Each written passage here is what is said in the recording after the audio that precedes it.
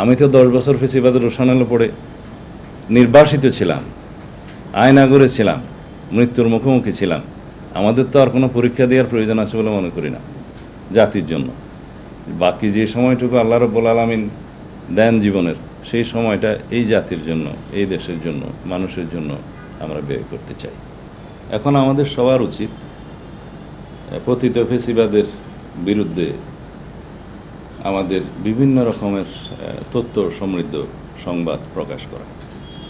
যারা দীর্ঘ 15-17 বছরে দেশটাকে বিভিন্নভাবে ধ্বংস করে দিয়ে গেছে, সমস্ত প্রতিষ্ঠান, সাংবিধানিক প্রতিষ্ঠান সহ দেশের সমস্ত অঙ্গ, বিচার বিভাগ, আইন বিভাগ, শাসন বিভাগ সহ, এমনকি ফোর্থ স্টেট, মিডিয়া সহ সর্বত্র যে আমাদের বিভিন্ন পর্যায়ে পছন্দ হয়েছে, ফেসিবাদের যে স্বাক্ষর তারা এখানে রেখেছে তাদের ফেসিবাদী শাসন দীর্ঘায়িত করার জন্য, সেই বিষয়ে আমাদের সোচ্চার হওয়া উচিত।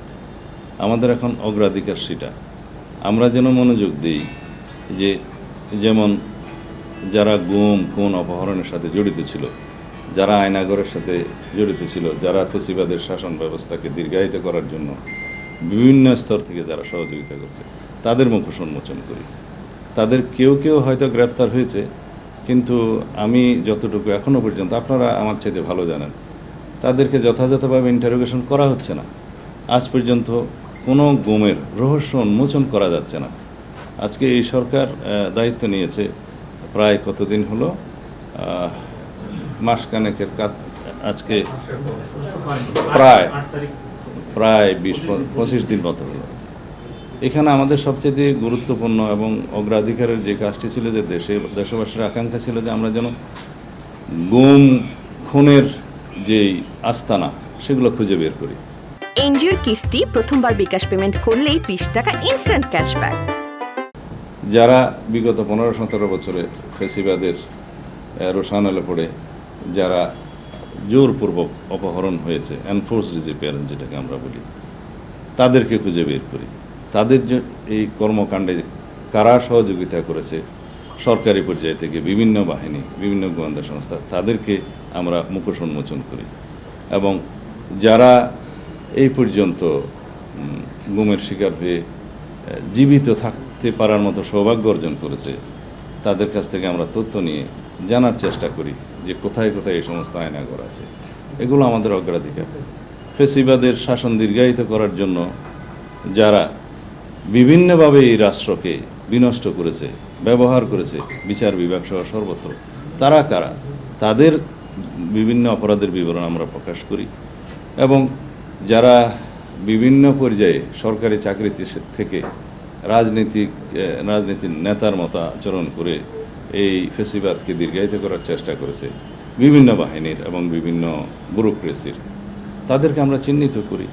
এবং এই দেশটাকে আমরা প্রকৃত একটি গণতান্ত্রিক রাষ্ট্র বিনির্মাণের জন্য সবাই আমরা তথ্য দিয়ে, সংবাদ প্রকাশ করে, আমাদেরকে পরামর্শ দিয়ে সহযোগিতা করি, যাতে বর্তমানে অন্তর্বর্তীকালীন সরকার তাদের হাতকে আরও শক্তিশালী, মজবুত মনে করে এবং তারা জনগণের জন্য সংস্কার এবং একটি প্রয়োজনীয় রাষ্ট্র কাঠামোর যে সংস্কার আমাদের দরকার, সেই সংস্কারে মনোযোগ দিতে পারে।